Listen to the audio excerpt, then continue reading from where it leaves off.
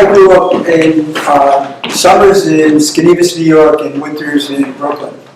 And at age about 8, my father went into business, and we moved here for a year, then we moved back to Brooklyn. And we moved into a commercial building that had some old abandoned apartment rooms upstairs. And we moved in there, fixed it up. Anyway, it was right next to the elevated trains station.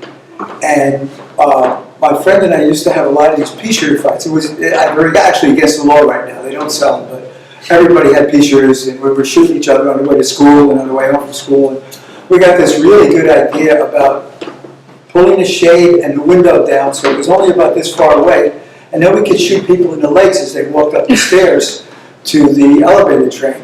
And we got a lot of laughs out of it. People were screaming and looking around, and for 8 years old, it seemed to be a very amusing thing to do.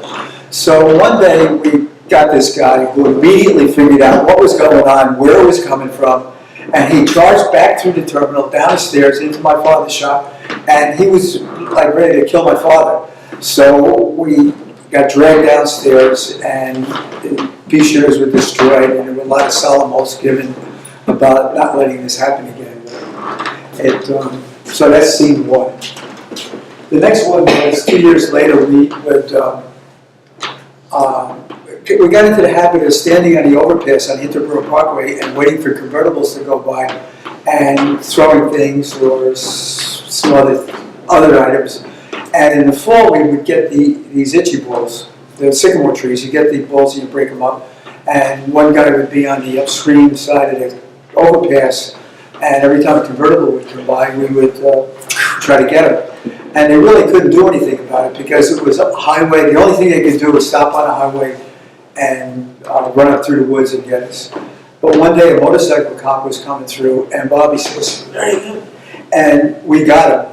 And he immediately went up on the grass, up the trail, no car could go up. And we all went in different directions. Well, he caught me. And he's standing there taking stuff out of his jacket. And he was pretty angry. And I swore an oath.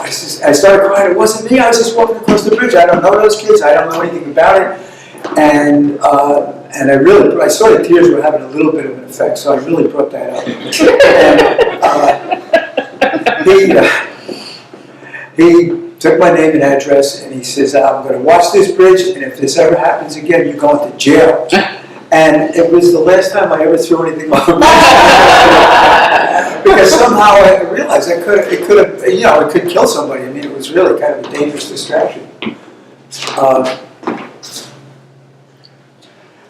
As time passed and my interest in trains continued, when we were 10, or I guess 12, we used to climb up the stairs to the roof of the stairs going up to the elevated train, and then we could get out for free. But then we would continue onto the roof of the station, and we would jump on the cars and ride between station and station. In fact, we'd ride all the way to Jamaica on the train sometimes. And we found this place in 116th Street where there was a cable that came up that gave you about that much clearance from the top of the train to the cable that came across. So we used to just lay down. It was pretty safe. But then Charlie Munch says, "I got a better idea." And so he gets like this, that when the cable comes up, he jumps over it. So we said, "Oh, that's pretty cool." So the next time we went through there, we lined up on the roof. And now this is an elevated train. It's 60, 70 feet in the air. So there's really no chance of getting knocked off that thing and not getting killed.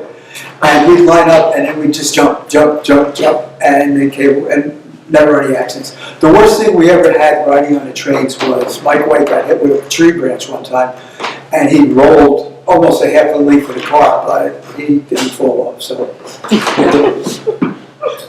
And another amusement that we train riding. We're always riding on the train, right on the backs. We used to stand on the door. You could stick your one hand in the rubber lip on the door, and right on the side of it, hang on, and then jump off before you left the station, because you couldn't go between the stations like that. There just wasn't enough clearance.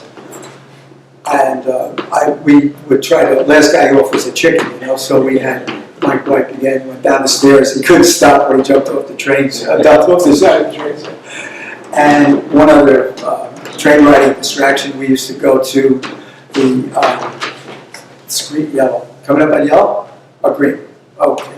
We used to go to the Museum of Natural History, and we found, I don't know how we figured this out, but that if you went like this in the elevator, you could make it scrape on the side of the walls. And we would kind of hang around outside the elevator, and we saw a couple old ladies, and somebody looked very vulnerable getting on, and then we would get on with them and start this, and we really got some very exciting responses from some of these people who were doing it. And I guess that's enough of my wayward childhood. Okay.